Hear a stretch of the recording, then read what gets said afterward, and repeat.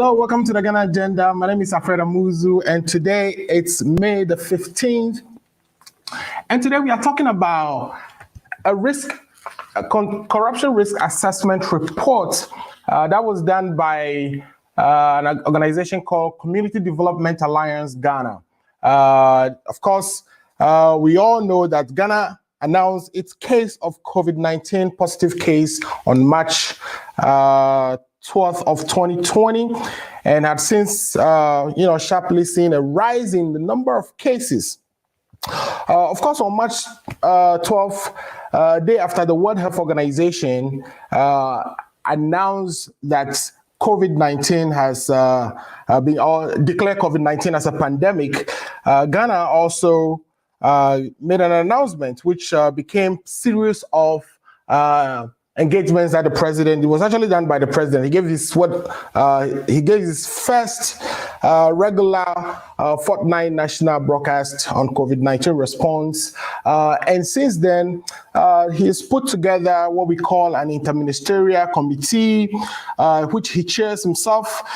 This is comprised of the Minister of Finance, Health, Local Government, Minister of Information, Transport, Defense, and also a national technical coordinating committee was also set up to serve as a technical expert committee in monitoring all the implementation activities. We'll be delving into how all these setups, all these response mechanisms put in place actually unraveled, and what are some of the findings from the corruption risk assessment report that was done by the Community Development Alliance, which is a civil society organization. They actually sourced funding from the Commonwealth Foundation, and the report is titled Strengthening COVID-19 Accountability Mechanism in Ghana, which is SCAM for short. I will be joined today by Paul Disosu of NDC from the Massachusetts branch, and also I'm yet to confirm, but I'll probably be joined by Joe as well.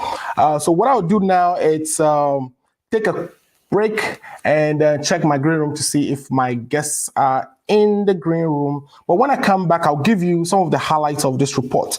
Now, we also know that the country is currently dealing with a lot of issues which, cause citizens or us, you and I, to ask the government to fix the problems that we are facing, the structural problems in the economy. As a result, we are hearing from the government. Minister of Finance, Ken Oforiatta, spoke to the nation and responded to some of the things they've done and some questions. We'll be playing a video from that. We'll be playing a video from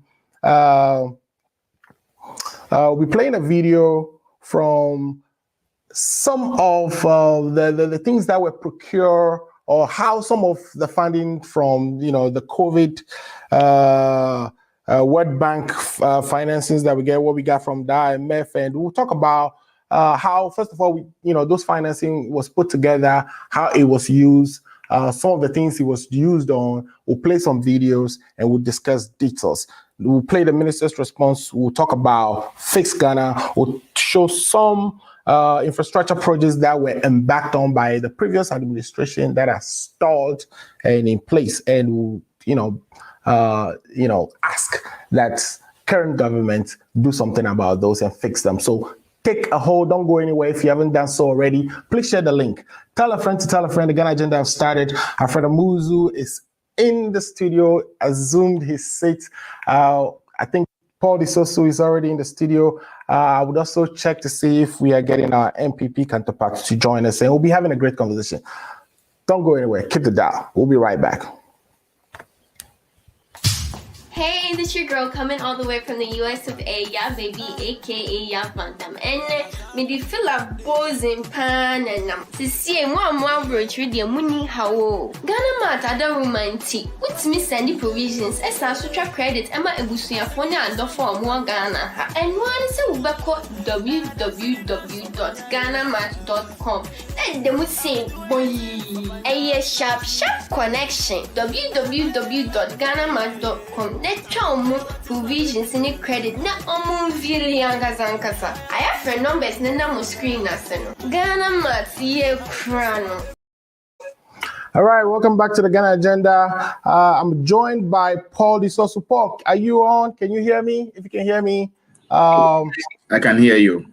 Yes, I think your video is out there. You may have your video on mute. Okay, great. Paul, thanks for joining today. I'm getting a little feedback from you, but thanks for joining the show today. And I hope you had a great week. I know the weather is good outside, and hopefully once we're done over here, you're getting out there to enjoy some of this beautiful weather. How's your week so far, and how's the weekend going, Paul? The week has been very nice, and we've been having a great week over here. Okay. Today, and we just want to thank God for that. Thank you so much, Paul. Paul, so I was here blabbing about what we'll be talking about today, and I don't know if I did a good job summarizing it, but really what it is that the Community Development Alliance Ghana did a corruption risk assessment report on COVID-19 expenditures.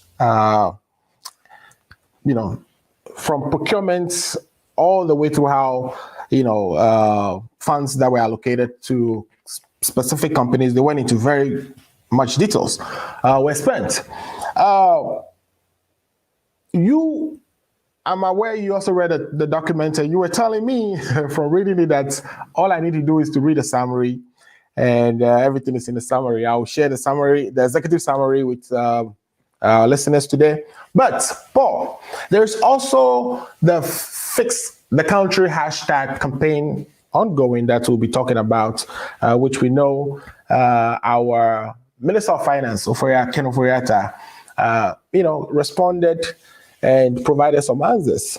So we'll be playing some of that video and also discussing the answers we heard. But before we go into all that,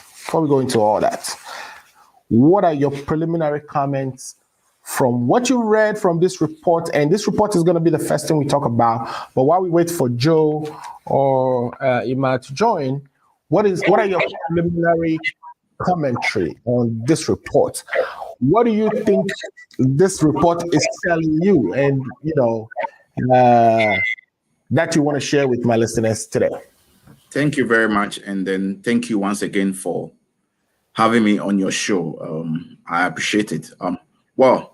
The report has just come to confirm all what we've been saying from day one, that the COVID relief fund that was given to Mother Ghana via IMF, World Bank, and other civil society who contributed towards the COVID alleviation fund set up in Ghana, it was an avenue for the NPP to use to perpetrate evil, to perpetrate corruption, to throw dust into the eyes of the people of Ghana, to create an impression that, they've used the money. Look, Mr. Muzo, we can all remember that, far back as last year, September, October, November, when this pandemic was at a higher rate, you could see them say they were sharing food. It was around May, June, July.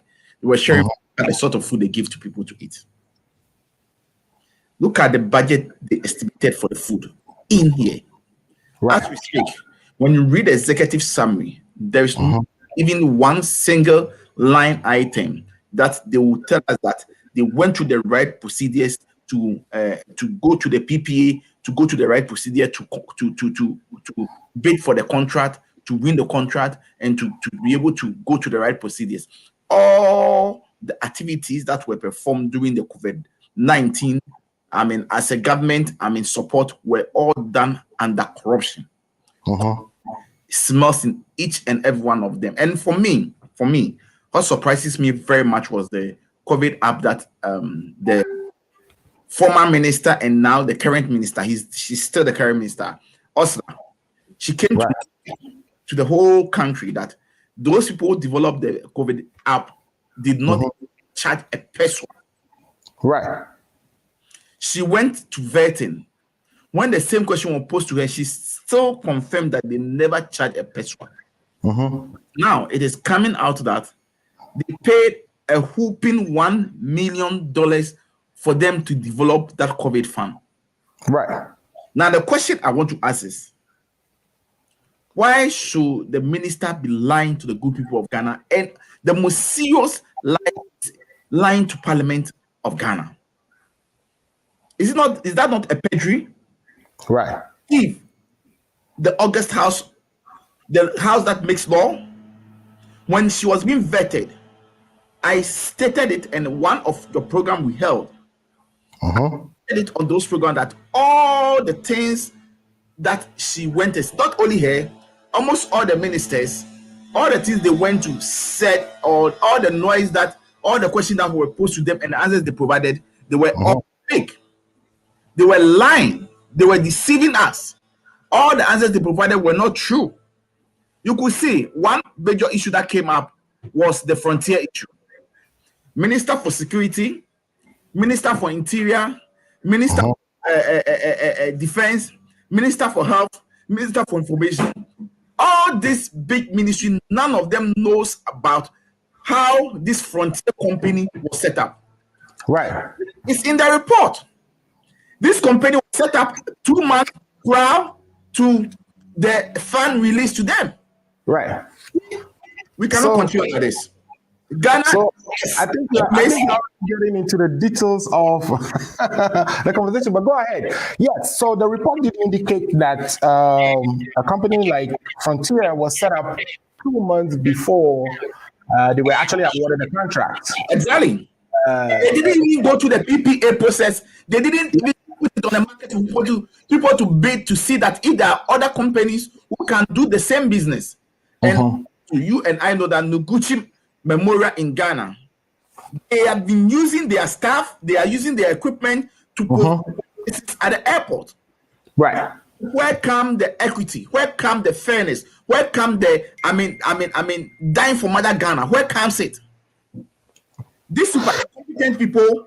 Yeah, but also, you know, the director of Noguchi in charge of the virologists, Ampopo, apparently is related to the president and the minister of finance, and he would be the one to actually approve of such setup at the airport, the antigen testing facility at the airport. So Frontier went through him, and he's related to the president.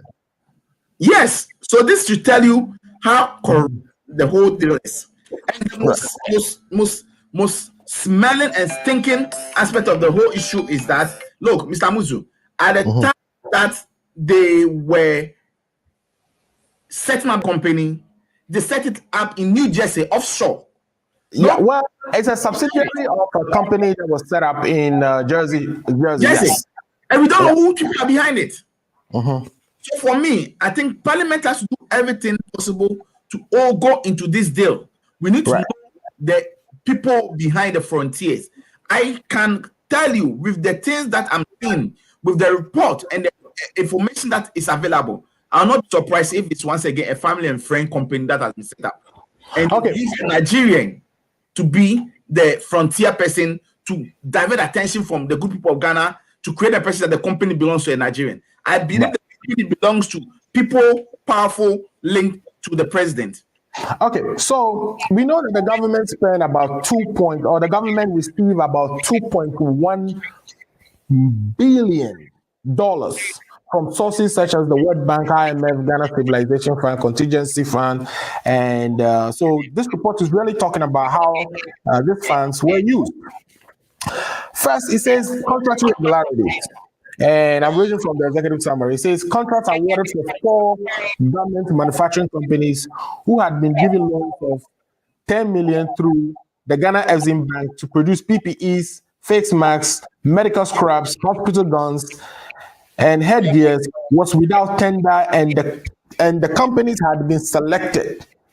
Was without tender, and the companies had been selected. Okay, the companies were also not registered with the PPA at the time of contract award. Yes. Yeah. Yes. This is the corruption. This is the thing that is killing Mother Ghana. And for me, it's so sad that, I mean, this PPA contract they awarded and all those stuff, if they couldn't even account for it, as now, they cannot even tell us the documentation that to investigate and find out where the losses are. You see, we cannot continue. We cannot continue like this. Ghana is a place for all of us. We cannot continue to be doing this to Mother Ghana. Mother Ghana is a place that we all have to die for. And Ghana is a place that is meant for me and you. It's not meant for only one particular family, for them to be making money from the poor people. Mr. Amuzo, look at this situation that we are in. As we speak, the report says that 21 point how many billion? 12.4 billion. Am I right? Yeah. What did the report say? The report says 2 billion, 2.144 billion. Yeah, so 2,144,000,000 and $950,000 cities. So basically, it's 2.1 billion dollars. I understand you, but let's take it to Ghana cities. When you take it to Ghana cities, we are talking about 12 billion. 12 billion. Let's say it's 12.4. Anyway, let's say 12 billion. Yeah, 12.4. These people,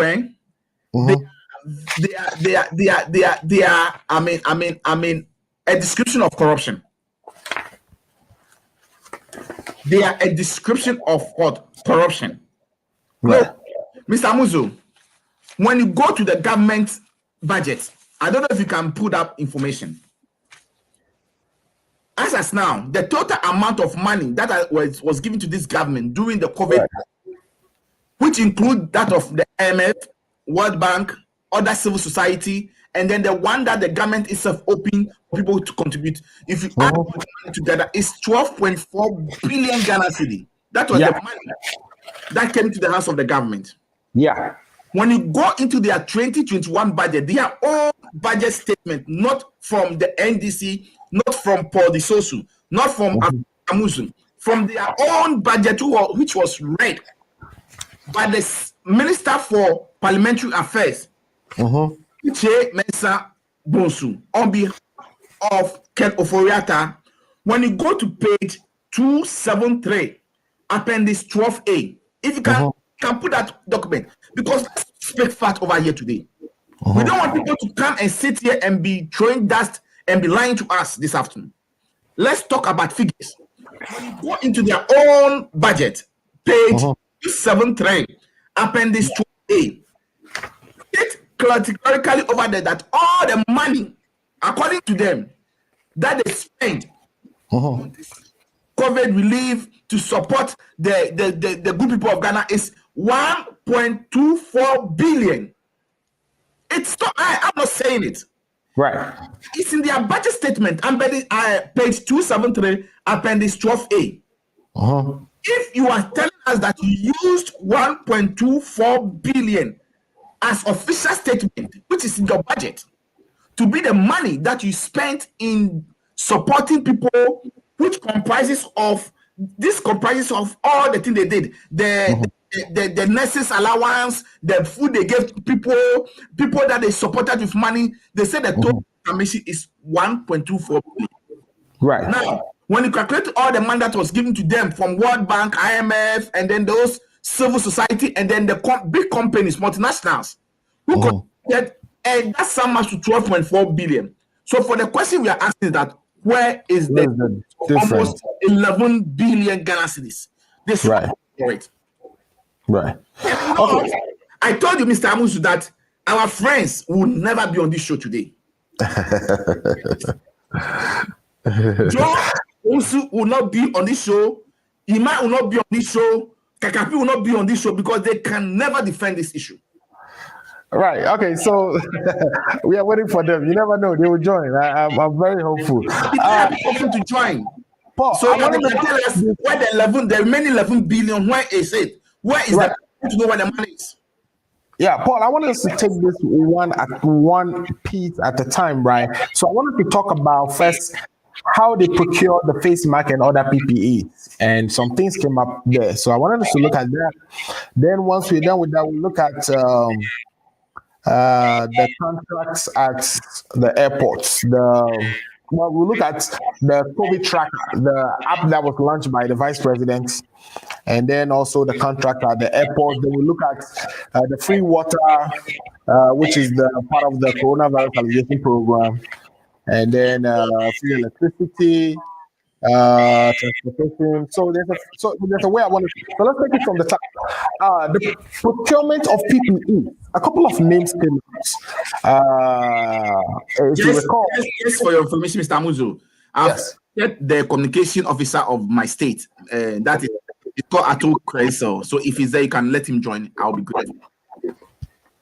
Okay, he's gonna join the call, the show now. Exactly. Yeah, I've asked him to join. So if you see him, just admit him, please. Okay, he's not here yet. So we'll wait for Ato to join, and we'll be happy to have him share his opinion on the program as well. So let's take it from the top. So the PPPs that were actually produced during the initial stages around the April timeframe. Of course, what we did was we went for an Exim Bank loan for a couple of companies to finance this operation, and a few companies were awarded. Dignity DRT, founded by Which page are you looking from? I'm looking at page 26 of the reports. Okay. So that company, DRT, which is the video I was playing, and then I can play that again. It's actually from City FM visiting that company at the time they were producing the PPEs, the masks that were distributed. So let's look at the background of this company. So this is a renowned. So Salma herself is a renowned, fashion designer. She has a company called Salma Garments, operated under the Presidential Special Initiative, which was actually brought on by the Kufuor administration and was under the care of Alan Clemente, who currently is the Minister of Trade. When the Salma Garments Company was formed, or the DTRT was formed, it was part of the PSE program. Now, this individual has been, someone who is politically active. We know that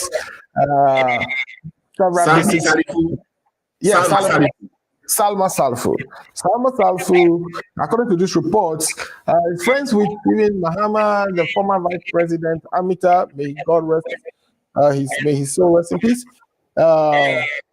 Even Nana Akufo-Addo, he's very politically active. So that's somebody who is politically exposed. Another company that was mentioned is Sleek Garment Exports, which is Dora Bannerman, has grown and is one of the reputable companies in the industry. They also got a contract. Card Manufacturing got a contract with Linda Alpa, who owed a Cardinals faction founded by KAD. This is also part of this. She is friend to Angela Foriata, which is the wife of the Minister of Finance. Then Alfie Designs, which is the owner of Woody. All these people all got contracts, but none of them went through the procurement process. None of them went through the tender process, and all these are politically exposed persons. What do you have to say about this part? Mr. Musu, that is the problem. That is the problem. That is why Ghana is not moving forward. That is why we have the youth today are sitting and are asking the president to fix the country. Right. The country is full of corruption. This president was a saint when he was in opposition. He thrown dust into the eyes of good people of Ghana, that when he comes to power, he will make sure that he cuts down corruption. He put all sort of tag on the former president. Look, if you want to talk about the corruption activities and corruption scandals that has happened under this government, I can mention almost 50 of them offhand. None, as we speak, none has been investigated or anybody brought to book. He's president who claimed that he's uncorruptible. He's the most corrupt president ever in the history of Ghana.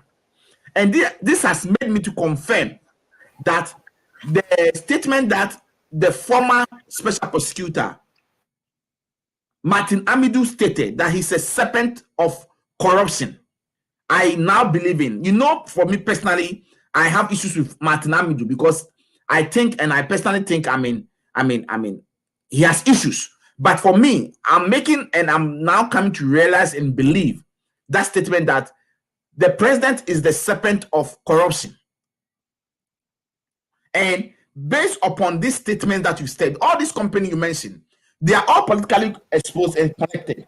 I don't have any problem. I'm not saying don't give business out to, people or people who are politically inclined. Right. The right thing needs to be done. When you want to give this contract out, put out a tender. There might be other companies who could have bid and gotten this contract on a very moderate price than what the price they gave to these people. Right. The annoying part of the whole issue that they gave the procurement out without not going through the processes. And right. Let me ask a question. Why was the former electoral commissioner removed from office? Procurement breach. Why she was removed from office? Because of reaching out procurement processes.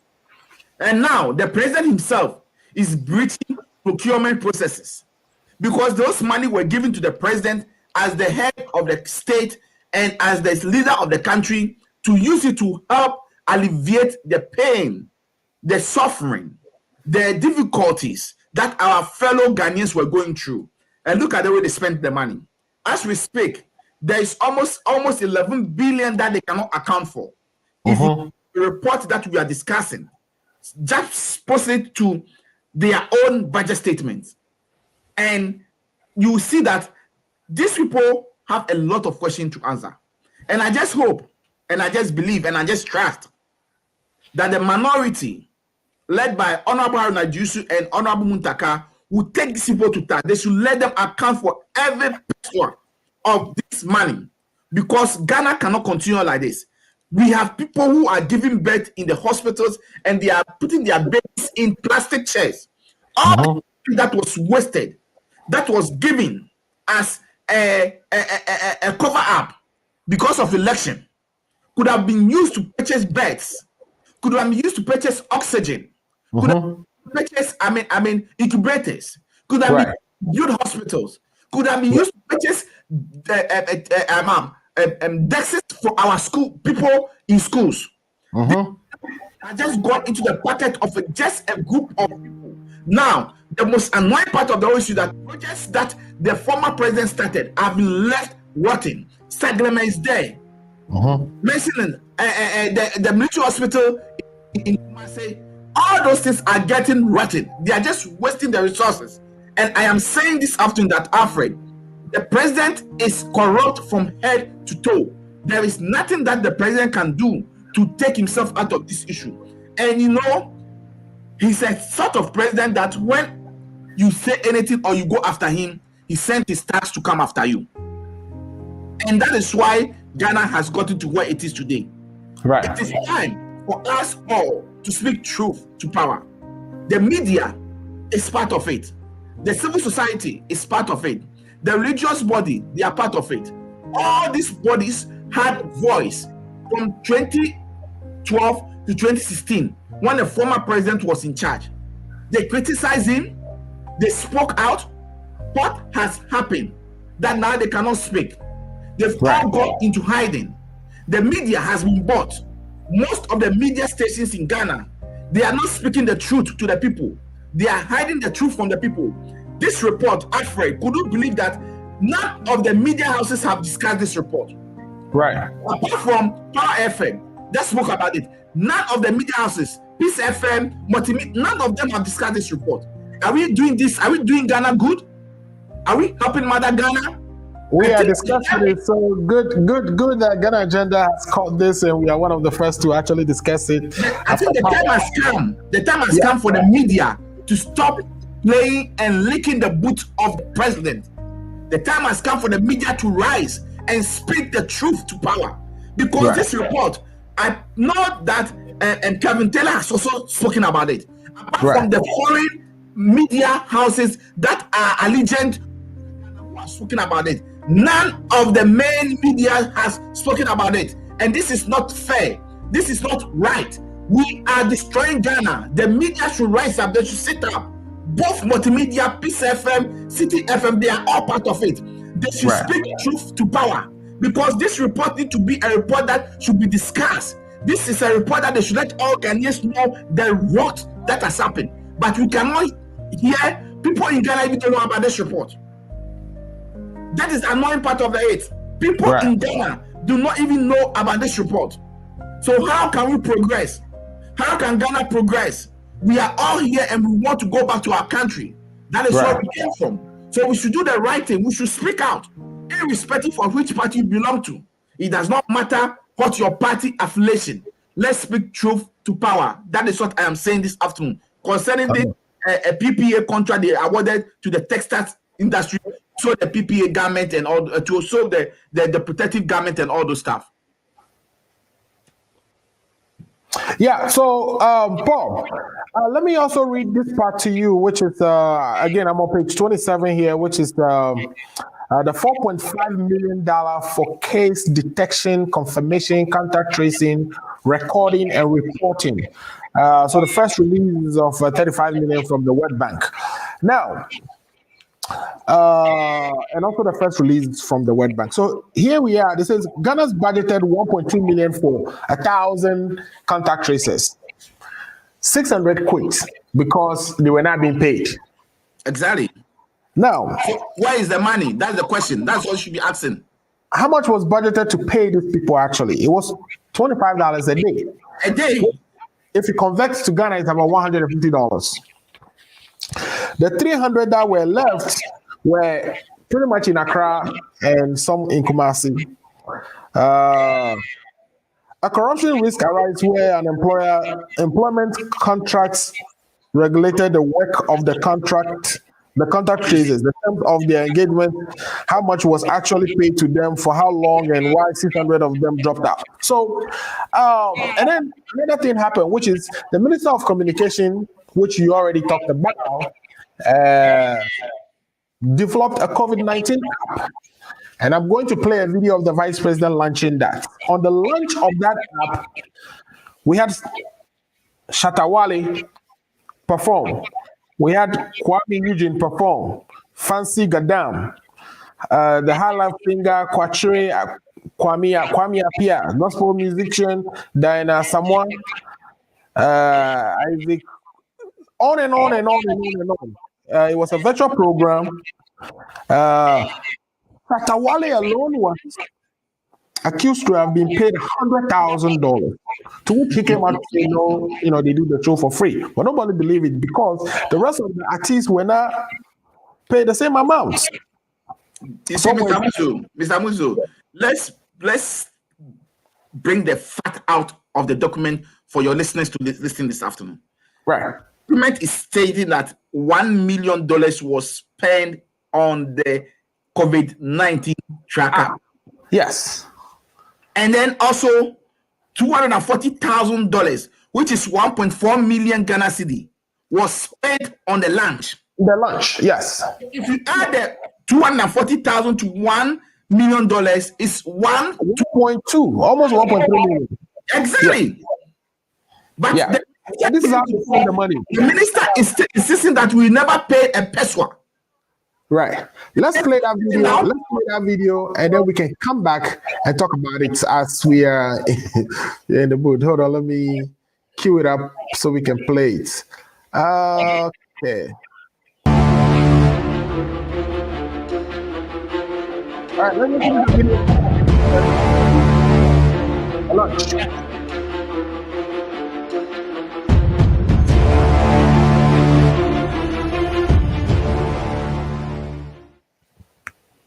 To all of this, shall we take the message from the Health Minister, Republic of Ghana, Kweku Agyemang-Manu? The app is going to help those of us in the health service fighting this battle at the forefront to be able to do our work faster, more efficiently, and more effectively to enable us chase the virus and take it away from our country. We have the Vice President of the Republic of Ghana, His Excellency Dr. Alhaj Mamadu Baumia, and he will do the formal launch of the COVID-19 tracker. And Honorable Ministers of State, Members of Parliament, artists, distinguished guests, viewers on TV, and followers on social media, the media, fellow Ghanaians, it is really an honor to be part of this unique launch of the COVID-19 tracker app for Ghana today. Let me first of all commend the Honorable Minister for Communications, Honorable Mrs. Ursula Owusu-Ekufu, and her team for the hard work that they have done on this app and making it possible for us to launch it in the shortest possible time. So the launch of this COVID-19 tracker app today is yet another important step by the government to leapfrog technology in finding solutions to the havoc the COVID-19 pandemic is wreaking around the world. On this note, I wish to commend all those who work so hard to make this happen in such a quick time. It is my singular honor to formally declare the Ghana COVID-19 tracker app duly launched. Stay home, stay safe, download the app. Thank you for your attention. May God bless you, and may God bless our homeland Ghana.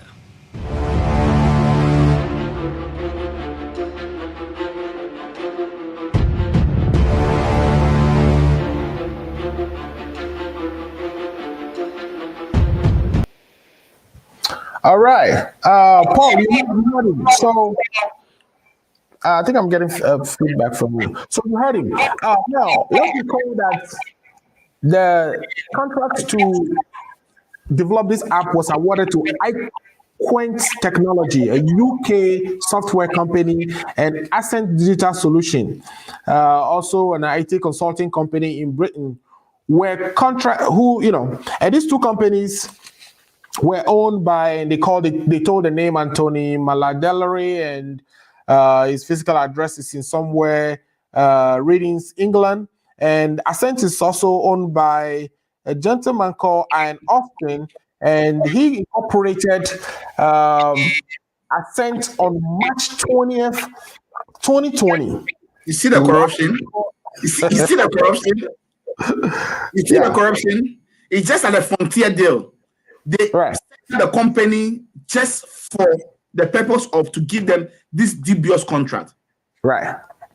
At this point, I'm going to say I'm sad for the vice president for allowing himself to be used to be ripping off the good people of Ghana. Right. Because Alfred, per the report, how can a company be set up in March and then in May a contract of such 1.24 billion awarded to just wasted? Right. Samuzu, let's speak truth to power today. The question is, to speak, is that tracker even in operation? I doubt it. As we speak, are they using it? Nope. It's causing financial loss to the state. And they knew that the former Auditor General, Domelevu, will come after them. They knew the rot that has happened. They knew that they will not be able to account for all this corruption with receipt and documentation. That is what posted out Domelevu from office. Yeah, so let's point out that the cost of developing an app should be about, as was done here, because there was a question asked to Ash Damalchi, who is the head of cybersecurity of Quantum, and he estimated that for an app like that, it should cost $855 to $171,000. When you convert that This app should actually cost 5,000, anything between 5,000 to 1 million Ghana cedis. Hold on, Mr. Amus, hold on. Let's in dollars. Let's even take it. Let's say for the benefit of, let's say the app costs $200,000. Right. It costs $200,000. Right. What is the remaining $800,000? Yeah. And Kakape, Joseph, they should come and tell the good people of Ghana where is and you think, how do you create an app which perhaps is supposed to even cost less than $200,000, but launch it with $240,000? It doesn't make sense. It just doesn't make sense. And even the $200,000 we are talking about, we've given it to them because it's between 80 and 150. So we've even touched the 50,000. That's okay for your troubles. At the end of it, they spent $240,000 to launch the app. That is such a thing that they pay somebody $100,000. You see how visionless, how directionless, how aimless, how useless this government is. Right. They continue to spend money left, right, center, forward, without not even thinking about the good of the good people of Ghana. As we speak, that app, I am saying, is it working? It is not functioning. Right. So having the cost financial loss to the state? Yeah. It has going to account for it? Who is going to make sure they account for it? That is why I said the president is a joke. For him to come and say that anybody who see any corruption act, report to me and I'll take action. He just made this statement about 3 weeks ago. All these are there, but he's not even seeing it. He's still asking Ghanaians to be citizens, not spectators. And when we are citizens and we are not and we speak and we point out these things, they will come after you. Right. They will send their armies to come after you on social media, insulting you. But they are not doing the right thing. So, Mr. Musu, this is so sad. This is so sad. So I'm still going to ask, and I know if you bring them next week, I still want us to talk about this issue. I want to hear from the MPP folks on this platform. I want to hear from the MPP folks in the US. They've all kept quiet, right from the embassy down. All of them have kept quiet. They don't want to talk about this issue. Right. Last time I was debating on one of the platforms, and the gentleman who is an allegiance to the MPP was asking me, "Is this a recognized institution?" I said, "Really?" The gentleman was questioning the organization that brought out this report, and I said, "Look, the community was Occupy Ghana a recognized institution?" He couldn't talk. You see, let's stop doing this to Mother Ghana. Right. Let's stop destroying our country. Mother Ghana is the only country we have. Let's take another one. So here's another one: the free food, water for the vulnerable, funded by the coronavirus alleviation program, and that the 1.25 billion allocation from the stabilization fund. So if you recall, we saved some of our oil revenue in a stabilization fund to fund developmental needs of the future, or to support the youth of the future generation. This was something created by the previous administration. At the time they were leaving, the balance in the stabilization fund was about $1.3 million or so. Okay. We capped the stabilization fund so far because we actually say that we're going to keep certain amounts. I think 500 million, but we capped it down to 1 million and disbursed the rest. I'm going to get the figures correct though. I don't know if I'm mentioning all the right figures, but those funds so far been spent on feeding, according to the government, 200,000 people during the 3 weeks of lockdown. So the organization who did the corruption risk assessment did the math here. According to the same government, they were paying 5 cedis per meal, per person per day. So they did the calculation. If you feed 400,000 people, what should that result into? Mr. Abozo, this is another avenue for them to still from the good people of Ghana. Right. She said, And all the awards that we're giving for these food companies, matter of fact, again, somebody was figured in this, which is the former Minister of Koshigan's wife, Gertrude Koshigan, who was contracted to provide catering services for the Kufuor administration, play a heavy role in this feeding program. that is why I'm telling you that when you read a report, it's like it's a family and friend Munchendi. That is what it is. It's a family and friend Munchendi full of corruption sting. There's not even the alleviation program that you don't smack or don't smell corruption over there. Right. This food that they share to the people, look at the way they were trying to food to our brothers and sisters like they are not human beings. Right. And that food they were charging 5 Ghana cedi per plate, right? Yeah. And if you do that calculation, you do the budget, the money that was given to them, they cannot even account for the rest. It's in the report. I'm not saying it. Right. So it's a shame. Once again, another This is why we have. This is at the same time that we have this dirty water, to which our water processing institutions are complaining that they cannot even produce clean water for the country to drink. This is where we are spending the money that we saved in our stabilization fund among friends and family. No, Mr. Amuzu, as for the water body is Galamsey, we're going to talk about that. But let's listen. I am saying that as we speak, from the stabilization fund, from IMF, from World Bank, and from CSOs, who in that COVID-19 coffers, the estimated amount in Ghana cedi is 12.4 billion Ghana cedi. Yeah.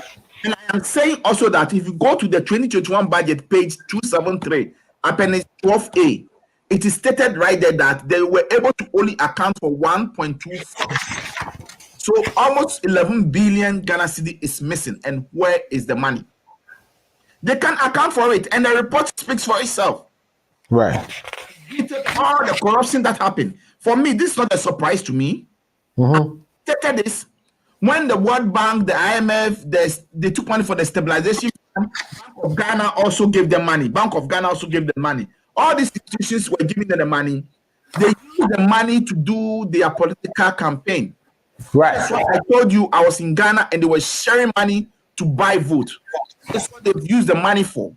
And now, those Ghanaians who allowed themselves to become compliant, those Ghanaians who took money from them, when they were sharing the money to them, this is the money that was supposed to be used to support the whole country, to support common Ghanaians, to bring us for the difficulties from COVID-19. It has just gone to the group of people's pocket, and they cannot account for it. And this is a disappointment to Mother Ghana. This is a disappointment to the Nana Addo Dankwa Akufo-Addo's regime. This is a disappointment to the MPP. I am telling you, and I stated it, and I've become a prophet. I'm telling you, they will not be able to be on this program today. Okay. Into an hour. The program is almost into an hour. None of them will be able to come on the show. Right. Be making noise and be talking. You should come and speak. The Joseph Owusu, the Ima, they should come and speak. There are a lot of MPP communicators in this country. Why are they not being on this show to speak and defend their party? Because it is stinking. The report is stinking. It's a rotten report that they cannot do it. Okay, let's take a few comments. I have Mr. Akwesi B. Nimo. Akwesi is one of the hosts of on Akko Radio. I think Akwesi hosts the sports show. So if you have, I think any on Sundays, if you're available on Sundays, please log on to Akko Radio. We have a lot of programs lined up, and Akwesi's program is one of the best. And I'm a fan. He says Assam. So what we are saying, he's saying Assamo, which means matters are rising. And then he also says great show. I have Francis Pakpa.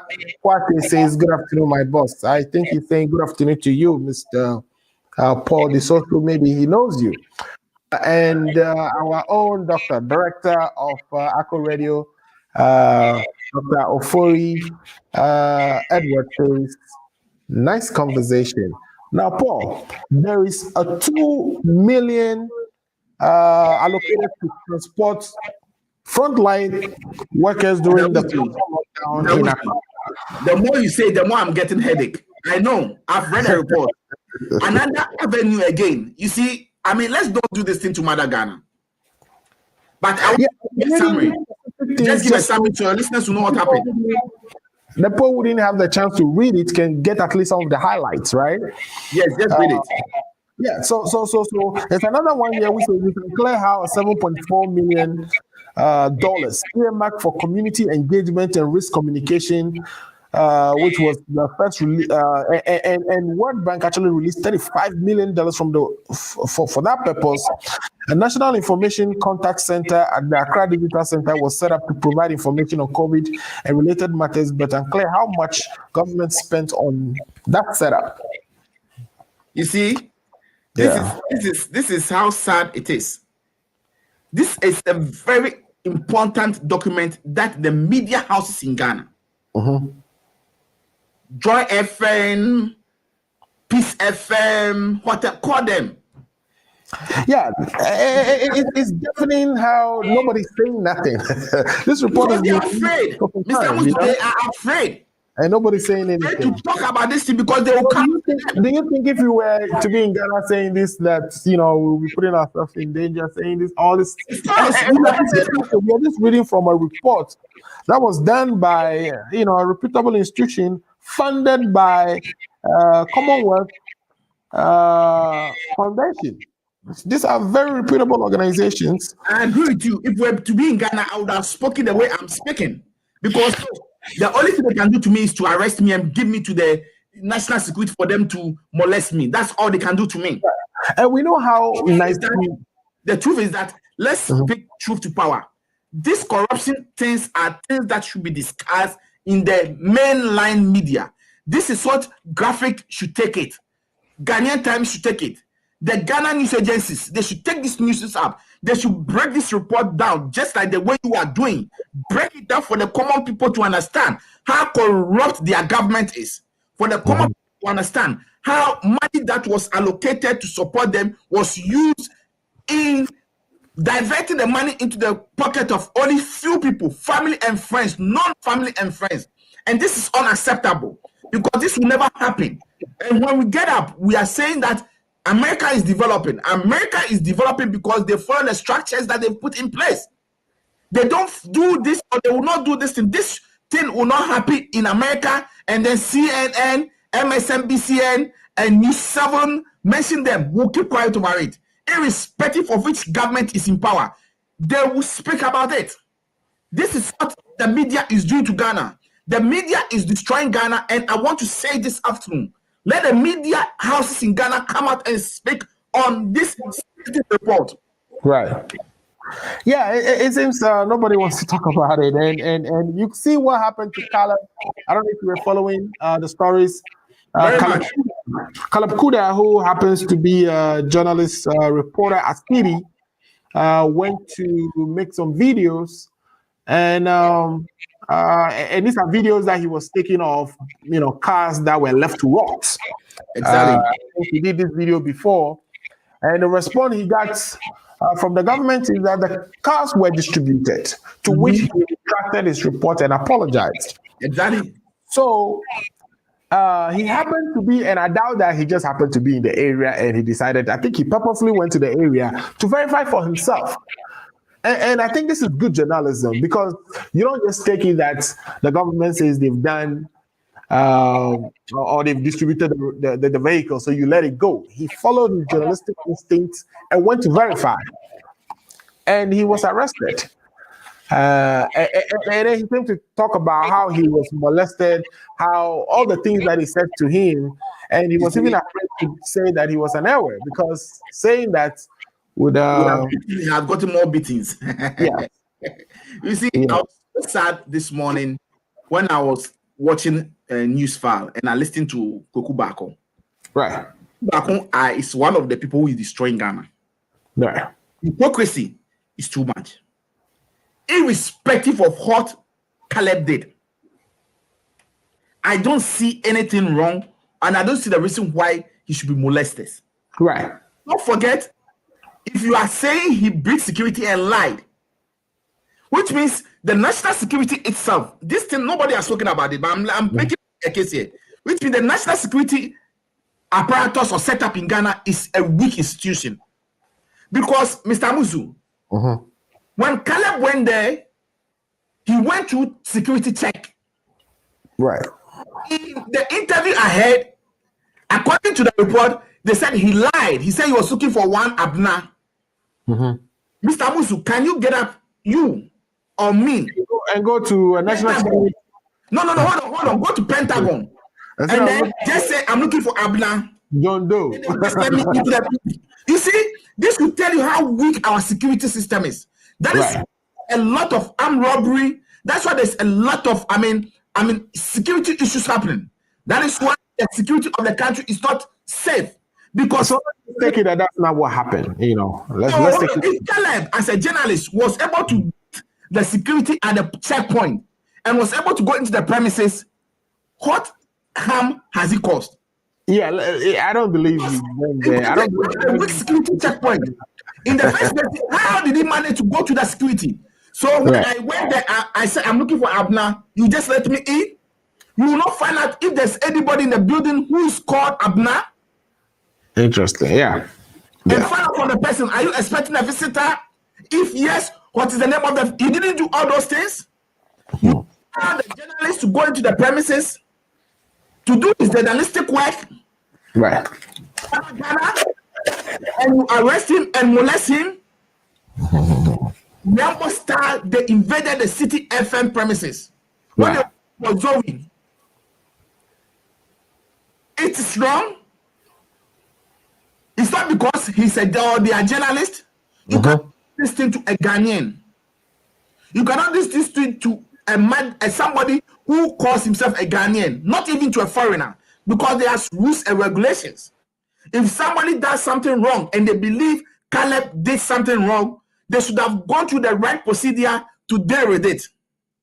And I am saying, and I am putting on a record, for me, I don't see any wrong Caleb did. Because if Caleb was able to go to a checkpoint and you didn't get him at the security gate checkpoint and you allowed him in, you have no business to complain that he beat or he lied. Because that was a homework you should have done at the security checkpoint before even granting him permission to the building. In any case, let's assume he lied. Whatever he went to perform, or the duty he went to perform there, he went and performed the duty for Mother Ghana. And truly, when he went, those several cars, some of them are still there rotting. Even though most of them has been given out, there are some fuels over there rotting.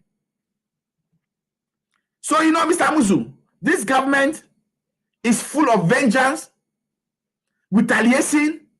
They are full of evil. They are full of autocratic people.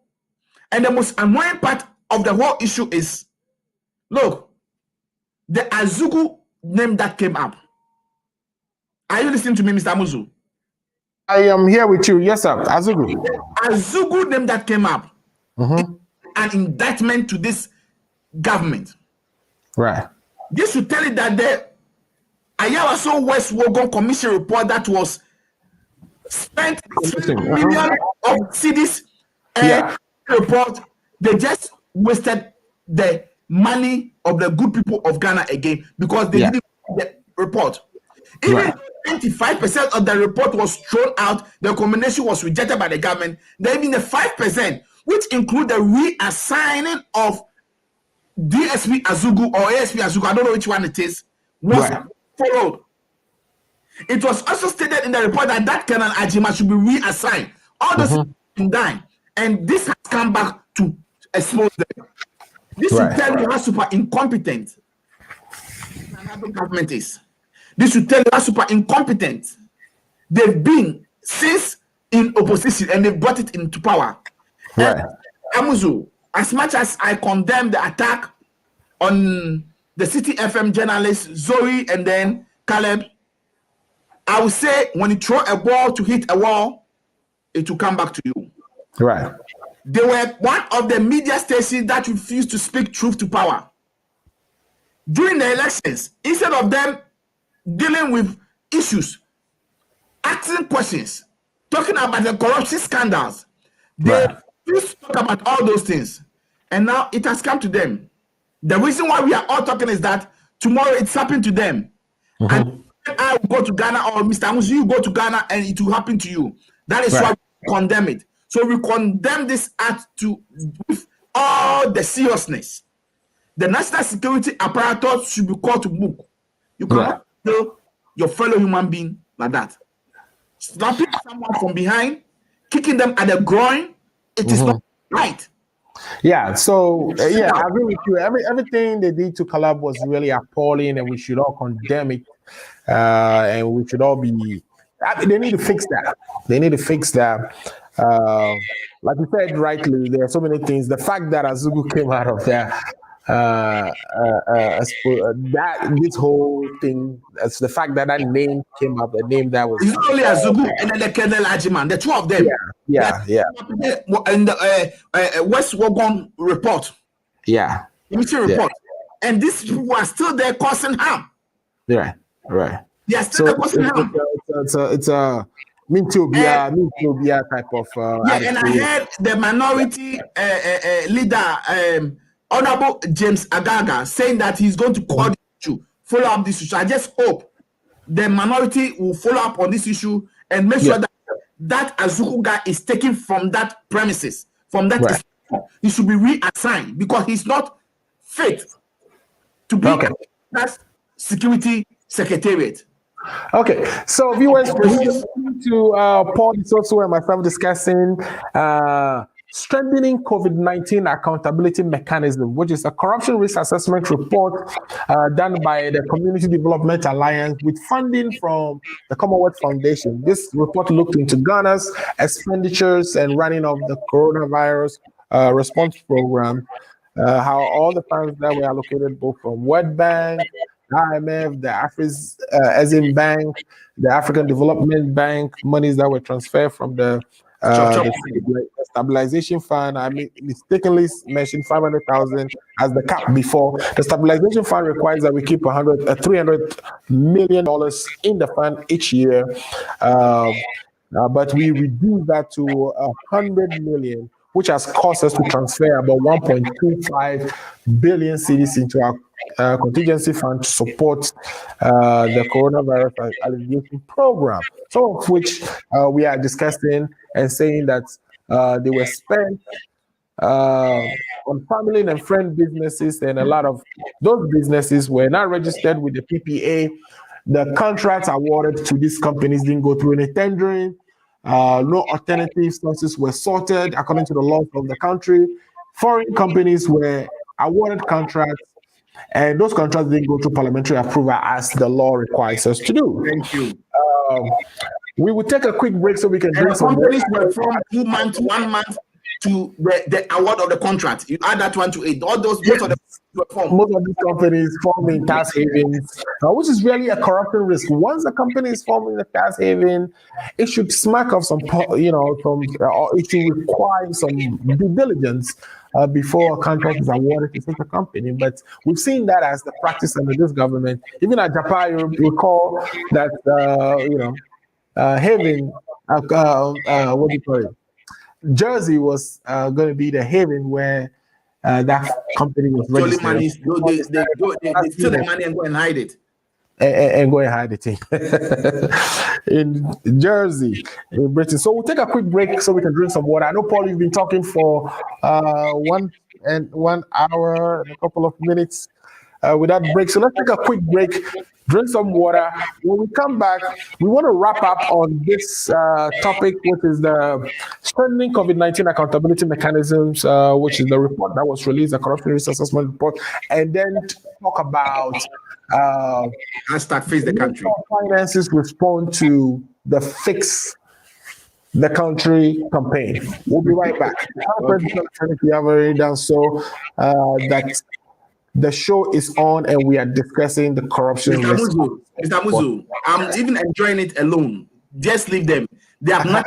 I can deal with their issue. So let's continue. No. I'm telling you, I'm enjoying the discussion with you alone, and I'm able to make my case without them because There's nothing they can defend in this report. There's Right. nothing they can defend in this report. It's Yeah. boxing.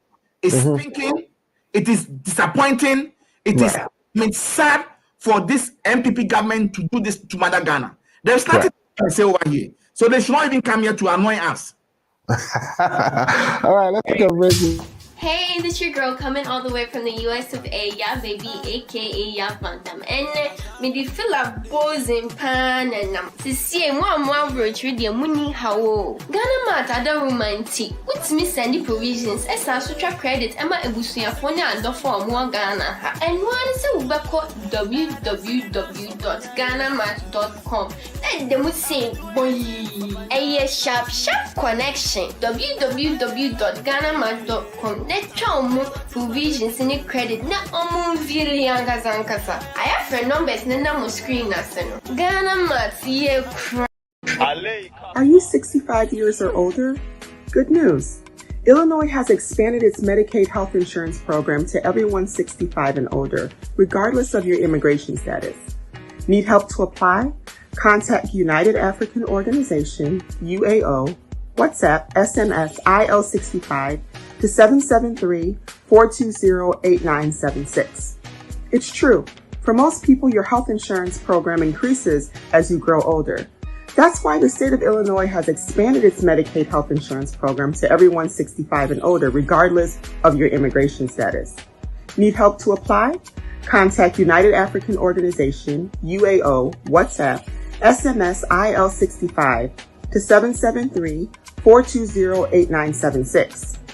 If you are 65 years and older, there's one thing we can all agree on. Your health and well-being is important. Whether you are a recent green card holder or retiree, asylee or without paper, you're now eligible for the Illinois Medicaid Health Insurance Program. Need help to apply? Contact United African Organization, WhatsApp, SMS, IL65 to 773-420-8976. Documents needed to apply: your proof of ID, your proof of address, and your proof of income.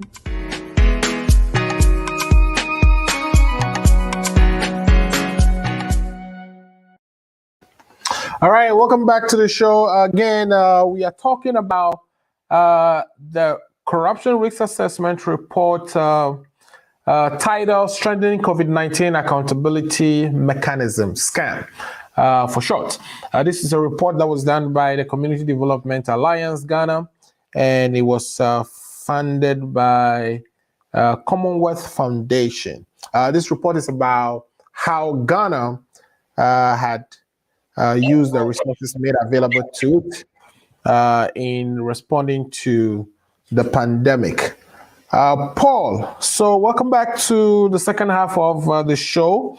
Last week, if you watched us last week, we had the Honorable Sam Jata George on the show, and he, helped us understand some of the things, that they parliamentarians do in developing their communities. I'm saying this to say that Sam has a program called Apprenticeship Program, which is supposed to be the NDC's program. They were in power now. They were going to roll out an apprenticeship program for our youth to train and give people employable skills. This will be seamstresses, any type of call it apprenticeship program. And this will all be licensed under the Vocational Technical Licensing Board. George is doing this because he's, made it known to me that his appreciation of that program made him to want to implement one in his constituency, even though they are not in power. Now, he has given me some numbers as to how much it will cost to have an individual go through the program. And so I'm going to give you my email, and I'm typing that out now, which is the Ghana Agenda @gmail.com.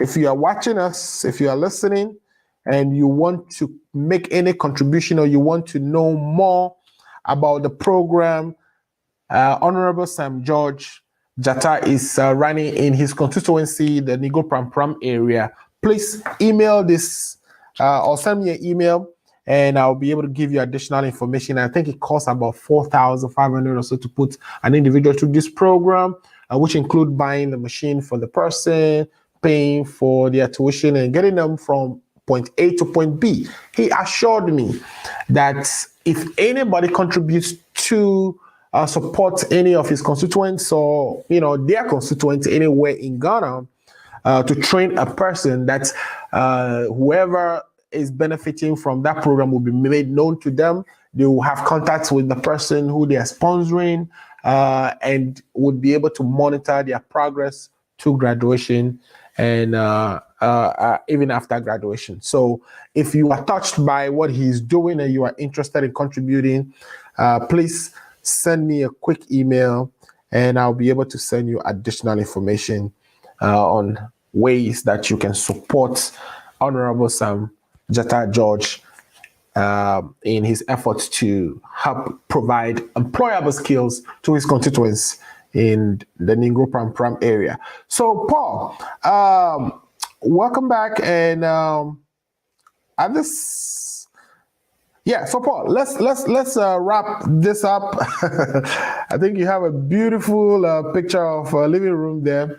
Let's wrap up our conversation on this report. So clearly, the report told us that a lot of the things that were spent. Paul, are you there? Hey. I think that would work if you have green screen, but because you don't have green screen, it's covering you completely. Okay, don't worry. So Paul, let's conclude on the things we found in this report. There are recommendations made for every sector, including we in the media. They made some recommendations to us. Of course, the approach is that we should use this report to begin the dialogue and for the resources that were entrusted to the government to be used for responding to coronavirus. What do you get from some of the recommendations they have, and do you have additional recommendations that you want to share with my listeners on how to digest this report and act on it? What are some of the action calls that you would like to make for anyone who is listening to us or who may have come into contact with this report and read it? Well, Mr. Muzo, you said the recommendations gave some roadmap and was asking that dialogue should be opened up in the media and then accountability sorted out from those people who were giving this money. I can confidently tell you that, this is not going to happen under the NPP government. The media houses, as I stated earlier on, the media houses that are supposed to be on the neck of the government to hold the government accountable are in bed with the government. Right. This report, as we are discussing over here, has never been discussed apart from Power FM, Kelvin Taylor's show, and your show. I've not heard any media houses discussing this report. I may be wrong, but I have not. I've followed Joy FM, I follow Asem, I follow Peace FM, and Radio God also spoke about it. Sorry. Right. Most of the media houses that go to the doorstep of the people have refused to speak about this report. This report is hurting. This report is so sad. For a 12.4 billion Ghana cedi allocated to support the COVID alleviation fight, to support the less privileged, to support our brothers and sisters in the when this COVID hit us last year. Right. For us to be only spending 1.24 billion per the 2021 government budget. This budget is not the NDC budget nor my budget. It's the government budget. Right. 11 billion Ghana cedi is not accounted for. And the report that has been generated by the Commonwealth and the CDD shows and goes into details of corruption in every sector, I think if the president, His Excellency Nana Addo Dankwa Akufo-Addo, the father of the nation, is mindful and he think Ghana is on his heart, he should Right. people to book. He should have an Auditor General should investigate all these officers, all entities who are involved in this corruption act, and he should bring them to boot. He should show for once that he's a father for all, as he claimed. He should show Right. for Ghana is a country that is meant for everybody to enjoy it, not only just a group of people from one particular family. Not that. We should stop. Right. This is very sad because, as I said, when you go to Kenya, when you go to Kolebu, when you go to Rich Hospital, when you go to the psychiatry hospital, when you go to the mental, how do you call it, polyclinics, you see people suffering to receive healthcare. When I was in Ghana, I think the last 2 times I was in Ghana, I have to go, I'll take somebody to the mental hospital, and the way I saw the conditions over there is appalling. So all this money that is being wasted, all this money that is going to the pocket of only government appointees and the president and his family, it is unacceptable. And I think the World Bank, the IMF should rise up and bring this government to book. And I believe tomorrow, the people who are listening to us, we should all join the hashtag Fix the Country Tomorrow, the virtual demonstration that is going to go off. We should all be there and support and make sure that we speak truth to power. Okay, so let me read some of the recommendations they have here quickly. And they are saying that they've segmented the recommendations. There are some for the government of Ghana. They had recommendations for even the international development partners. They have some for government institutions like Parliament. So let me read quickly what they have for the government of Ghana, which is the executive branch. It says that they should publish all contracts, use open and competitive bidding, and use emergency non-competitive processes only when followed by adequate forms of control, auditing, reporting, scrutiny, such processes. So if you are going to do any type of restricted tendering, that should be published and be made known so the public is aware that that procurement is set aside for a specific institution because they have the past experience. It also says that they should publish beneficiary ownership information of companies that are awarded contracts. So we need to know who the owners behind those companies are. Foster cooperation among authorities, in other words, Ministry of Finance working with the PPA and other agencies to ensure that procurements are well monitored. So that is on the government side. They also ask that we roll out or we try to implement an electronic procurement system. I know in the United States here, the government, especially the Department of Defense, uses what we call the SPS, which is the Systems for Procurement. And most countries, they even went ahead to say countries like Ukraine rolled out an e-procurement platform called Prozoro so that contractors can only bid on contracts inside the system, and the system should automatically check whether that contractor is registered in the appropriate institutions. If that contractor is not debarred or barred from working with the government. There are some contractors that have been part of fraud in their previous discharge or have had less than acceptable performance, records, and the government may decide at a point one or another point not to contract with those companies again. That all should be electronically tracked. That is for the government. World Bank. They talked about all the institutions in World Bank and the fact that just a few of them, like the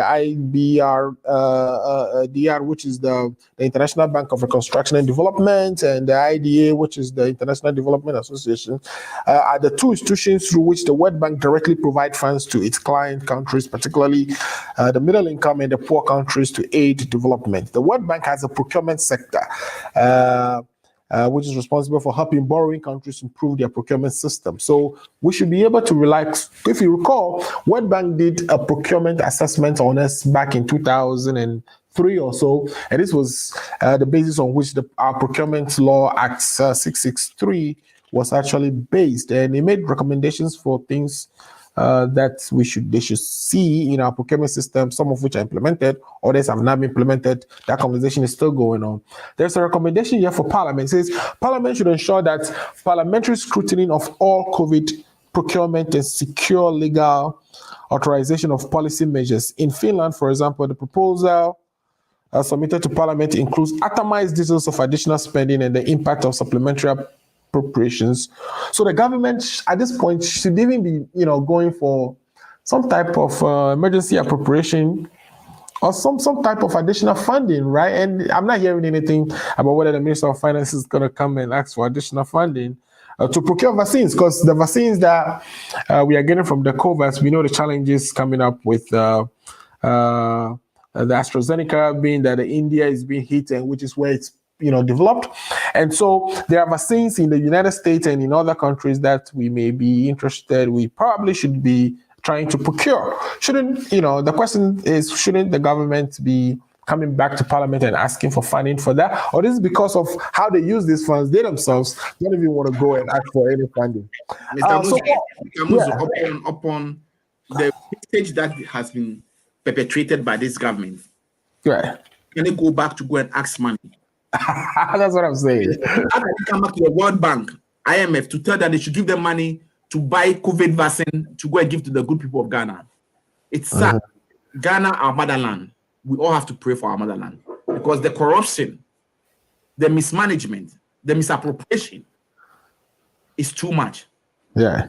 Well, so this thing happens every time there is an emergency. If you look at FEMA during the Katrina recovery, that people actually went to jail because governments, when they are responding to emergencies, tend to spend a lot of money or tend to throw money out there in unfamiliar territory. So into hands of companies, some of which they don't necessarily scrutinize well, or individuals in positions to help run these programs tend to steal a lot from this program. And we saw example in FEMA. We saw the Ebola outbreak in Sierra Leone and what happened. And the Auditor General of Sierra Leone's report on how funds were spent on that. So we expected that some corruption would definitely be ripe, and that the COVID response scheme, but the proportions, the extent, the things we're seeing here for a government that claims to be fighting corruption is just appalling. So they made recommendations for even the Auditor General. I want to come to civil society. They of course made a recommendation for civil society to the media. This is what it said to the media, and then I'll stop on that one. So it says, key progressive media organizations should use this assessment to demand accountability from the Interministerial Committee and the government. It says implementation of these recommendations and of the resulting verifications will require strengthening of the control institutions, in particular strengthening the audit recommendations implementation committee, which is ARICS, of the Ministry of Health and Ghana Health, which would focus on audits and control of contract implementation. Further, it says PPA should also carry out regular spot checks unrelated to specific complaints for unrecovering fraud patterns during the pandemic. So, there's recommendation for every professional or every stakeholder in this report, and I encourage everybody to, if you haven't done so, find a copy and read it. Google CDA scam, corruption risk assessment Ghana, and it would pop up. Any final words from you, Paul, on what we've discussed so far, and then we'll transition to talk about Ken Ofori-Atta's report to Fix the Country campaign. Oh, Paul, I think you have yourself on mute, so we can hear you. For me, the report that we just spoke of says it all. Yeah. It tells you how corrupt government is. Yeah. For us, I don't want to even talk about Ken Ofori-Atta, because what he did last week Sunday was just a control damage. It was just come to damage control. Yeah. That's just thing to do, damage control. Yeah, but he's essentially saying that let's fix it together. You know, that's How can we fix it together? How can we fix it together if there's 11 billion Ghana cedi almost not accounted for? right. 4 billion Ghana cedi oil revenue that he has not accounted for. Right. Monies are monies that belongs to the good people of Ghana. It does not belong to Ken Ofori-Atta and his brother, the president. They should account for this money before the good people of Ghana will fix themselves. Look, let me tell you, Mr. Muzu, my sister pays tax. My sister pays tax. She pays the tax for the government to use that money to develop the road infrastructure, build good schools, good bridges, good market, and all those stuff. At the end of it, they pay the tax. You take the tax from them, and at the end of it, the tax are not used to develop the roads, are not used to build schools, are not used to improve our healthcare delivery, and we're asking the common Ghanaian to fix himself. Okay, then the only way the common Ghanaian people, my sister, your brothers, our aunties, our cousins, will fix themselves back home in Ghana is to stop paying taxes to the government. The money they pay to the government as taxes, they can use it to fix themselves. If that's what they want to tell us, they should account for the missing money, the 2.4 billion Ghana cedi, the 11 billion in just this corrupt scandal allegation that has come out. They should account and tell the good people of Ghana what this money has been used for. Then we can take it from there. If they should fix the country, they are supposed to fix the country because they lied to the good people of Ghana. And Mr. Musu, let it be on record.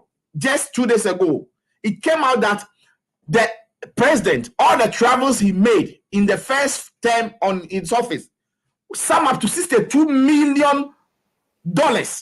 Right, because he's always traveling. $62 million. As we speak, he's getting ready to leave the country again. Yeah. And the question we want to ask this afternoon is, those travelings, what has those travelings brought to Mother Ghana? Right. Benefit did we get from those traveling? The only benefit we got was that he went with his ministers to Norway and they brought coronavirus into the country. That's got from them. So we are saying that for Ghanaians to fix themselves, the president and his ministers, they should fix themselves first, fix the country, then Ghanaians should be ready to fix themselves. And today, this evening and tomorrow, we are urging all meaningful Ghanaian, people who love Ghana, people who are interested in the welfare of Ghana, to join the virtual demonstration tomorrow.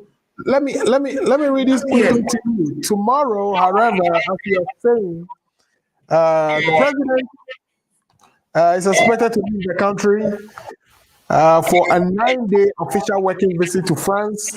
He has left already. Belgium, and South Africa. Oh, he already left. He left the country yesterday. Okay. You see how insensitive the president is?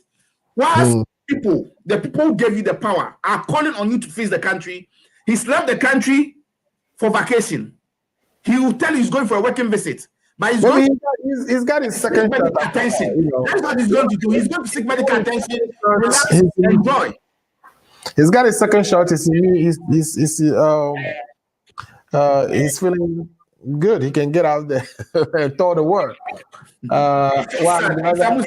It's so sad that Mother Ghana is going this direction. It's so sad. Right. We just pray that Ghana will recognize the mistake they did about 4 or 5 months ago. So that a lot of people I talk to are saying the NDC is poised to return to power. Is that your feeling as well? The NDC never lost the last election, but you and I know. Even the Supreme Court judgment, there's a lot of implications in there. They contradicted themselves, the judges themselves. The figure in the judges quoted in their judgment, that figure is nowhere in any of the figures that the super incompetent Jane Mensah has mentioned, nor the president team has mentioned, nor NDC has mentioned. Where is that figure? The question is that I heard His Excellency John Dramani Mahama saying that they've decided to move on. I mean, it's a thing. We need Ghana to move on because if he wants to take the issue, we're going to hold Ghana to ransom. But we all know that the Supreme Court judgment case, even the judges themselves, they contradicted themselves. They were lying to themselves. So, Ghanaians, the mistake has been done. And you know, my mother said something to me, and I always say that it's good. Look, it is good John Mahama did not fight. If he had done that, this problem that is happening will be on his head. Right. This our friends in MPP, they will spin it out. And so you see, we told you he's incompetent. He came to power, there's doom so. He came to power, they're struggling the country. So let's listen to Oforiata, and then we can pick all that together, because you can assign some specific projects that were done by the previous administration. We want to see if we can also point to some projects that were accomplished over the last 4 years by. Before you play the video, there's any project they can show. They came to power, and the time they were taking power, from Nkrumah through to Busia, through to the military regime, through to first NDC Rawlings becoming a president, not a military head of state president, to the time Rawlings handed over to Kufuor, to the time handed over to Mills, to the time Mills passed on and Mahama took over. Right. Ghana is 122 billion Ghana cedis. That's because we were forgiving a lot of the debt under Kufuor. I agree. We were forgiving a lot of debt. But so, the debt Ghana was 122 billion. When it took over 4 years, our portfolio has risen to 291 billion Ghana cedi.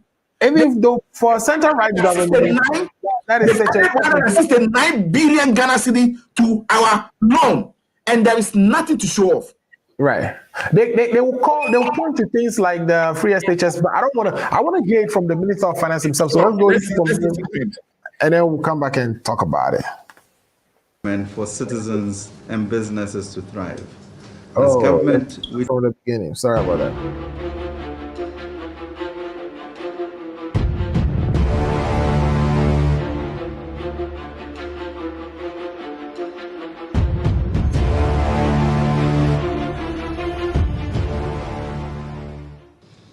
Until we were hit by the COVID-19 pandemic in March 2020, we were on course to achieving the objectives to stabilize and grow the economy, create jobs, especially for the youth, modernize, digitize, and formalize the economy, to ensure social mobility for all with education, skills, and access to capital, providing social protection for the vulnerable, and create a safe and secure environment for citizens and businesses to thrive.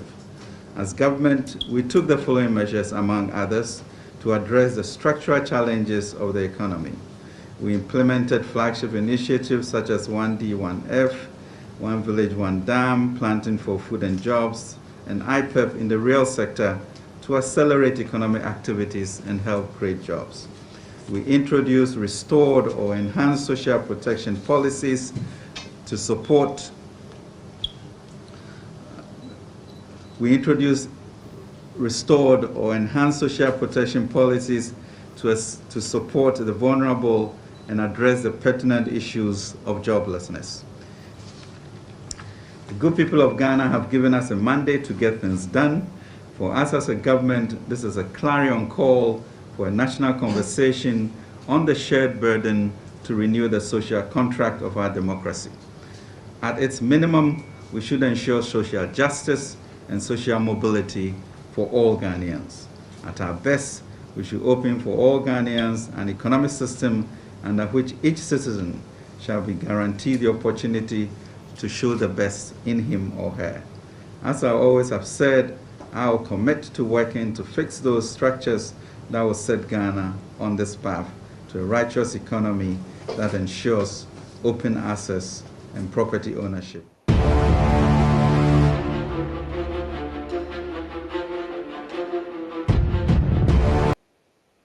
Paul, I don't know. I don't know if that was just me or if you heard anything. No, I was listening the things that he was going to say, right? Yeah, I told you it's better. I told you you're better off. I told you I told you you're better off not playing Colonel Ferrate's tip.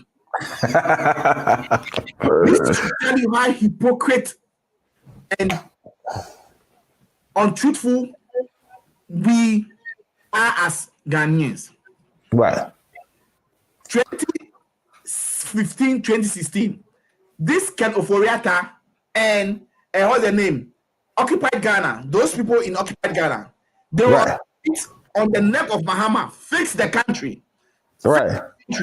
Fix the economy. Now, you today, you are telling us that let us help to fix the country.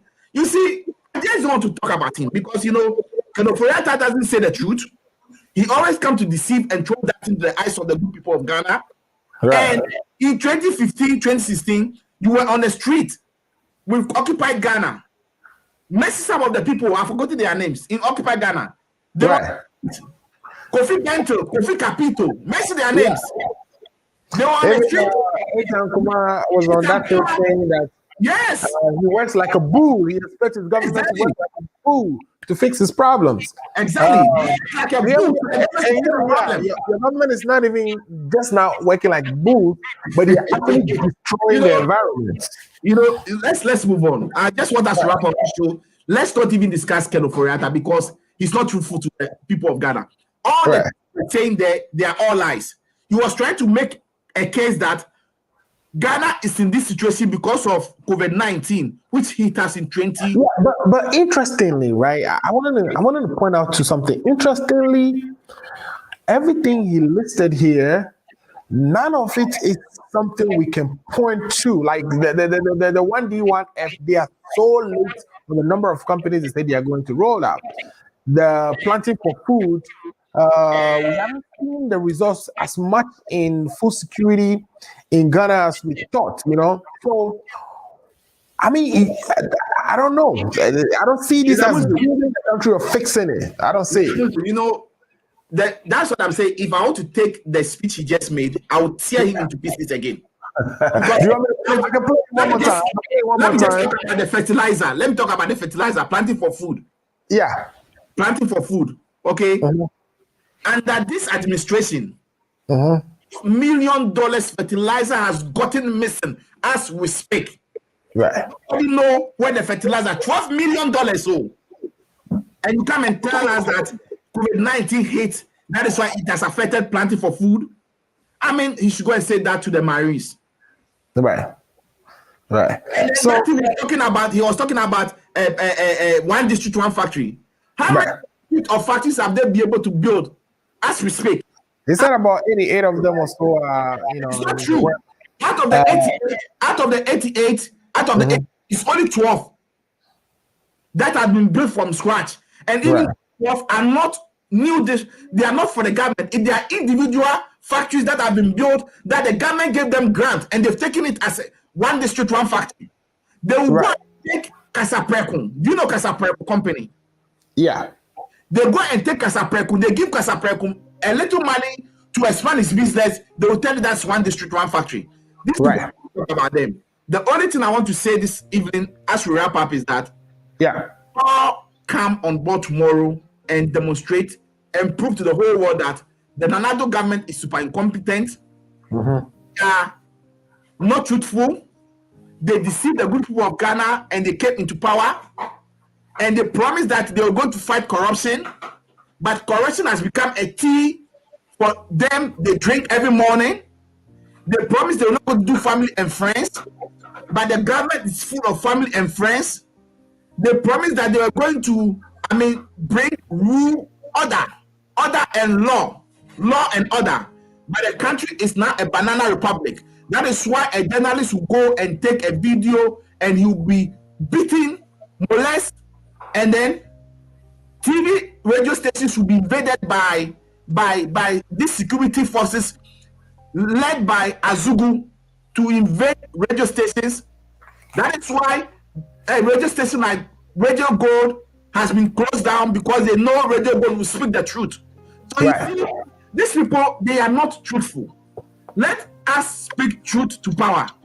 You know, Mr. Buzu, I am telling you, if any of the MPP communicators is bold to come to any of the show moving forward, next week, next 2 weeks, if they're able to come to the show, I'll be surprised. Because if I was one of them, I will never show my face up. Because the disgrace is too much. There's nothing they can say to defend themselves in this peculiar situation they found themselves in. They should stop talking about COVID-19 because Ghana's economy was drilling down before COVID-19. So they should stop putting the blame on COVID-19. Yeah, so as you can see it here, you can see on our screen, here is a building project that was undertaken for affordable housing, building a whole city to which factories can be built closer to which, a whole, like right now everybody's concentrated in Accra. People don't necessarily need to live in Accra. All these buildings have been left to rot because of politics. They have left these buildings to rot. While they are sleeping on the street, while there are police officers sleeping outside, while there are military people there and their family are not, they are in a hen coop and their fridge and their cookers are outside. Look at it. Our friend would like to call it living legends. And this is what they they are calling incompetent. This is what His Excellency John Mahama did for the country. Right. And they should bow their head in shame. And you know something? I stated it last time. Posterity is judging us all. This is my closing statement. Mahama stated on the night when he conceded defeat to the election in 2016, he said posterity will judge us. And I will end saying the posterity is judging us too quick. I thought and I was thinking that posterity will be judging us maybe in the next 10 years, but it's too quick. Within 3 years, posterity is judging the whole of us. You including, me including, we as Ghanaians, all of us included, because we were ungrateful to His Excellency John Dramani Mahama. Let's talk about this quickly. My understanding is we've seen Jata Cement launched, which is the company formed by the brother of Mahama, Ibrahim. This is someone in opposition. I don't know if he's, of course his brother was former president. He definitely is an NDC man. It's somebody in opposition. Is still focused on building the country by investing in the things that we need, the businesses that we need. Because before him, there was not a Ghanaian cement factory. But this man actually, is it that the next NDC government is getting ready to build the country, and an example to be seen in even what they are dedicating or using their time on while they are in opposition? No, this is not a sign that the next NDC will be.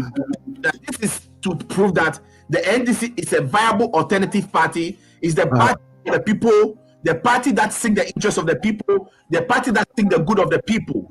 I am telling you, this is the first ever cement factory owned by a Ghanaian. Gasem is not for Ghanaian; it's for Norwegians and Italians. Right. Don Bote cement is for Don Bote in Nigeria. The Ghanaian indigenous cement factory is the Jata cement that has been built by, and it's even attracting admiration of the current government officials. That's what I was coming to. I thought they all went through a tour over there. Osapo Mafo went there for a tour. Alan Chamante went there for a tour, and I'm asking myself, you are in government, you are doing 1D, 1F. You couldn't build a factory and have the opposition party members come and talk. I guess you will not add this factory to be part of their one district, one factory, one whatever they call it. I guess we don't add it to it. But that's a great achievement by Ibrahim Mahama, the young president of the former president. And this should tell you that Ghana, if we get the right people in the right position at the right places, Ghana will become like the US, where we are, where every Ghanaian wants to come. Because when you go to the embassy in Accra, they will form, you see a lot of people standing in the queue. It did not happen. It happened the way Ibrahim did it. They built factories. They build factories. Buy America, wear America, eat America, and then drive America. That is what we should go. That's the way we should go. We should I know the goal is we are trying to make Ghana an engineering hub, a place where machineries, industry, it's well developed to support the rest of West Africa and Africa as a whole. And the fact that we are having the Africa Continental Free Trade headquarters situated in Ghana, puts us on a better or at an advantage in building the future Africa, or as the place where Africa comes to do business. So you've made some great points today, and you've touched on so many different things, and I wanted to tell you how grateful I am for joining the show one more time. And actually, you recommended the topic, did you? You said we should talk about this, right? Or that was me. And all the contributions you've been making so far. You put it there and I called you. You put that topic, then I called and I told you, look. After I read it, I don't think the MPP folks will be able to show up on the show because it is really damning. It's really very, very damning.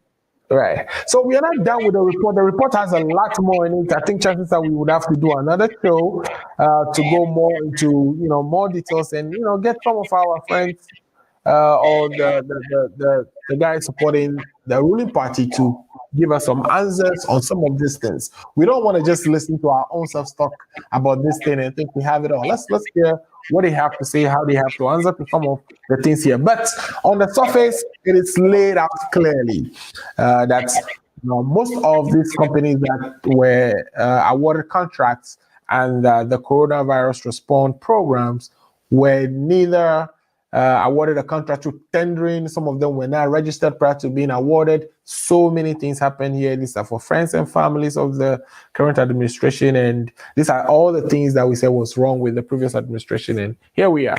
We are even in a worse situation, and we are asking that the government fix it.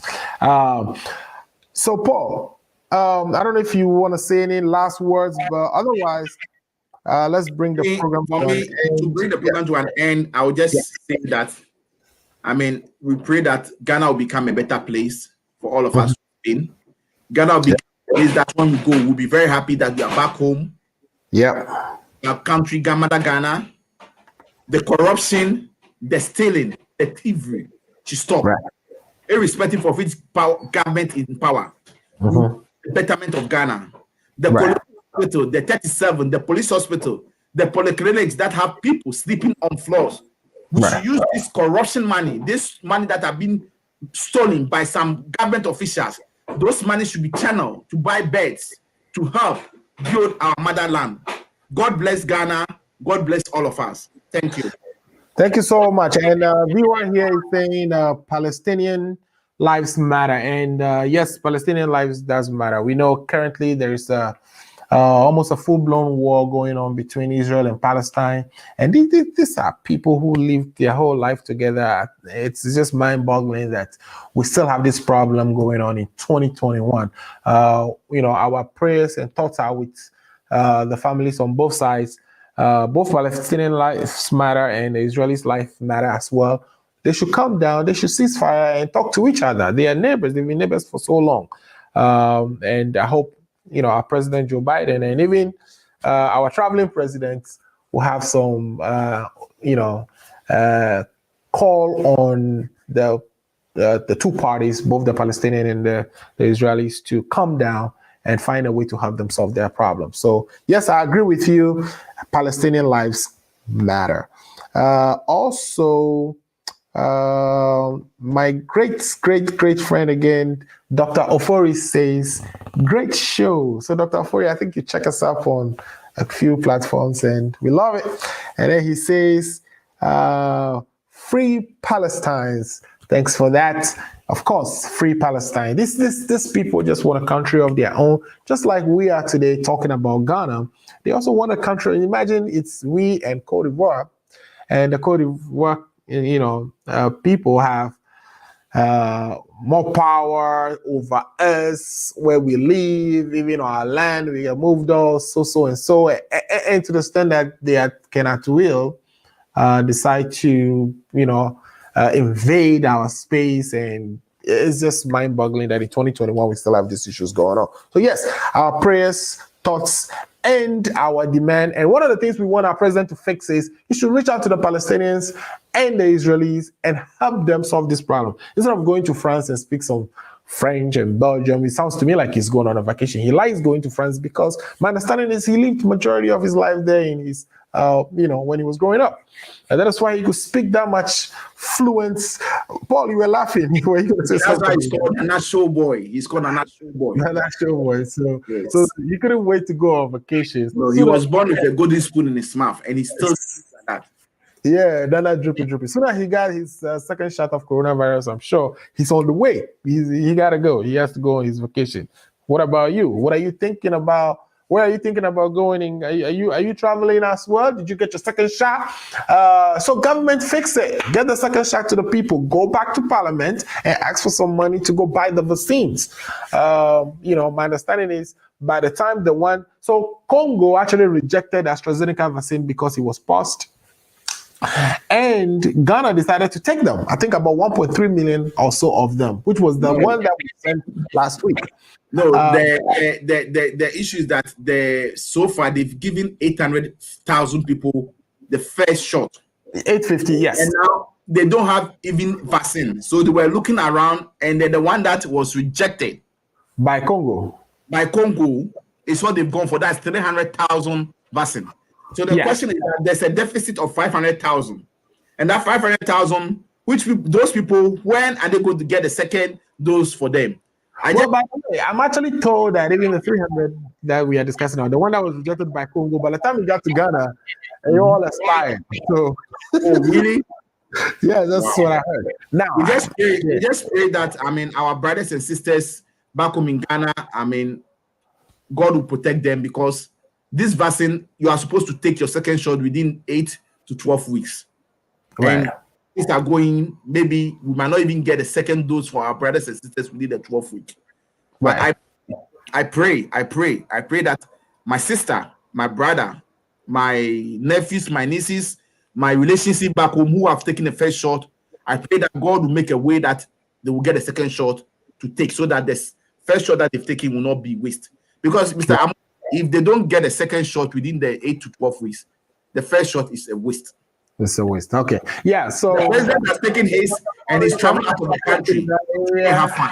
And I hope he's able to drop us a quick line on that. But if you want to get into the details of the vaccine, efficacy, availability, the latest of coronavirus, there is a show by Dr. Ofori, which I think comes on yesterday or so.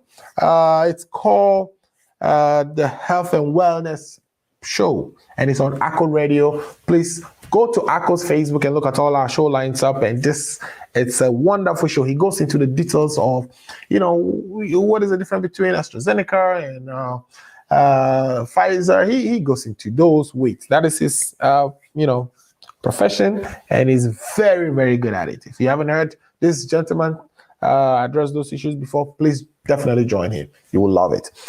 So, Paul, let's bid our viewers goodbye, and I guess you and I will stay in touch in the back. So, by the way, so Dr. Furry just gave me the good information, the correct information. So his show is Health and Wellness Show. It's actually a Sunday at 10 a.m. Central Standard Time. So not yesterday. So it's actually coming on tomorrow. And this is a great show. It goes into the details of the virus, the vaccine, how long should one shot be taken, like the questions that Paul is asking, whether it is safe to actually, just take the one shot and keep waiting, because it's a dangerous game the government is playing, and I'm not accusing them. It's not their fault that, India is getting hit, and therefore it's causing all kinds of ripple effects within the supply chain. But you are the buck stop with the president. You are in charge, so do something about it, right? Go into some other arrangements. I know Russia was giving us the Sputnik 5, and I'm not sure whether they can miss a match. All those, if you have AstraZeneca, you have to get a second AstraZeneca. If you have Sputnik V, you have to get a second Sputnik V. But all these are things that I think somebody at the highest levels of government should be, charged with getting solutions for us, and they should expedite it, because we are in an emergency. and we need to actually hurry up with this effort so that we can open our economy back. Otherwise, all the economic growth forecasted for this year down the drain. But I have hope and faith that they will do something about that, and our country would open back up fully, and that will be able to successfully pursue our development agenda. But this report, as we've discussed today, it tells a very bad story. We have, people in charge who are taking advantage of us, and that needs to stop. That needs to be fixed. Again, my name is Alfred Amuzu. Thanks for watching the show. The Ghana Agenda is on every Saturday, now from 2 p.m. Eastern Standard Time. My favorite and one and only Paul Disosu. I think he just left the studio. We are grateful for having him all the time. And my colleagues on the MPP side today, I couldn't get a hold of them, but we hope they will join us next week. Tell a friend to tell a friend if you haven't already done so. This is the Ghana Agenda for May 15th. Please go and replay it if you haven't, gotten the whole show. It's a very packed, interesting show. We would be back next week. In the meantime, go and watch all the shows we have on our website and familiarize yourself with what we do on the Ghana Agenda. I'm going to leave you with this video, which shows some of, the investments we make to open the country up. Like I said, everybody doesn't have to stay in Accra. The government has gone and situated an affordable housing. It may be somewhere in the bush, but it is like a whole city, which can attract other development, gas stations, companies, so that people who reside in those buildings can go find work and go to work. Before you know it, we have a whole big city on our hand. This is how developments actually begin. It looks like it was planned to, the road network developed everything, but it's been in the bush for the last 4 or 5 years. And so I'm going to leave you with that video as we go off air. Thanks for watching, and we really, really, really appreciate you. Emmanuel says fireworks. Somebody else says something. Great job, Alfred Amuzu. Thank you so much, Doctor. Appreciate it. All right, that will be the show. Thanks for watching.